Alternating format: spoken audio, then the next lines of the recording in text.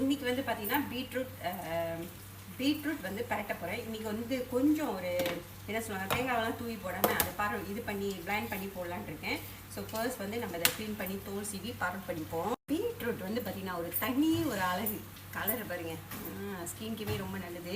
என்னமோ பரவல் பண்ணுறது வச்சுருப்பீங்க. நான் இன்னமும் பார்த்திங்கன்னா ஸ்டீல் இந்த பரவட்டை நான் பாய்க்கிறேன். நினைக்கிறேன் ஒரு 15 வருஷம் இருக்கும் சிஸ்டர்ஸ். ஓகேவா? ஸோ இன்னமும் பார்த்திங்கன்னா இந்த பரவல் தான்.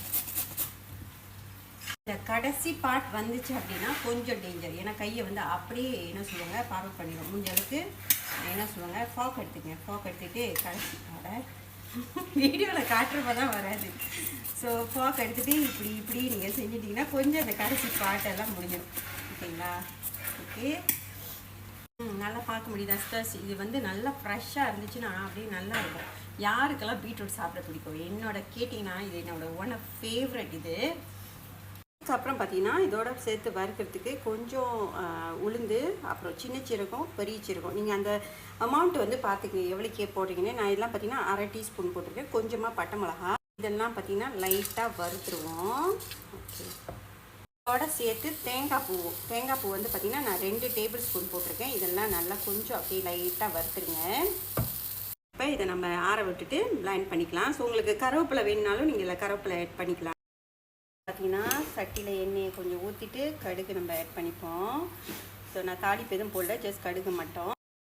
ஸோ அதோட சேர்த்து தேவையான அளவு கருவேப்பிலை, பொரிஞ்சு வரப்ப வெங்காயம், அதை சேர்த்து வெட்டி வச்சுருந்த பச்சை மிளகா, இஞ்சி பூண்டு, இதோட எல்லாத்தையும் சேர்த்து வதக்க வேண்டியது.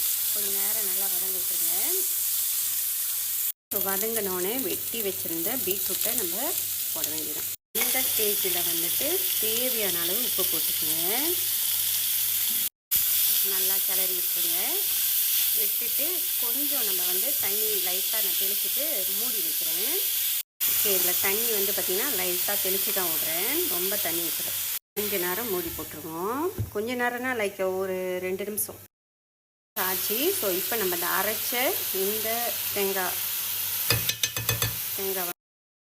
போட்டுட்டு கொஞ்சம் நேரம் போட்டு கிண்டிட்டு இன்னும் கொஞ்சம் நேரம் வந்துட்டு மூடி போட்டு வச்சுருங்க. ஸோ இது வந்து நான் யூடியூப்பில் தான் இந்த ரெசிபி நான் பார்த்துட்டு ஃபாலோ பண்ணி செய்ய ஸ்டார்ட் பண்ணேன்.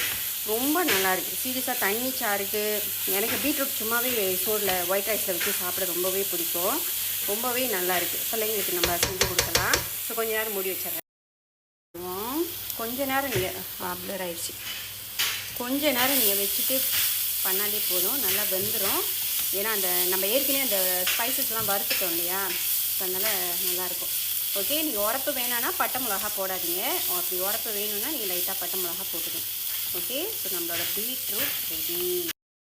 ஓகே, நம்மளோட பீட்ரூட் சுட ரெடி. ஓகே, ஆவி பறக்குது. ஸோ இன்றைக்கி இதோட சேர்த்து கீரைக்கறி, தண்டிக்கீரை, எல்லா கீரையும் கலந்து போட்டு கறி வச்சுருக்கேன். கீரைக்கறி ப்ளஸ் வந்துட்டு அந்த காஞ்ச தவுன்னு சொல்லுவாங்க இல்லையா, அந்த காஞ்ச தவு உருளைக்கிழங்கு போட்டு லைட்டாக சம்பல் மாதிரி வச்சுருக்கேன். ஸோ அதுதான் இன்றைக்கி நம்மளோட சமையல். பிடிச்சிருந்தா கண்டிப்பாக ஃபாலோ பண்ண மறந்துடாதீங்க. என்னோடய அக்கௌண்ட் வந்து ஃபாலோ பண்ணிக்கிங்க. பிடிச்சிருந்தா ஃபேவரட்டில் போட்டுக்கங்க.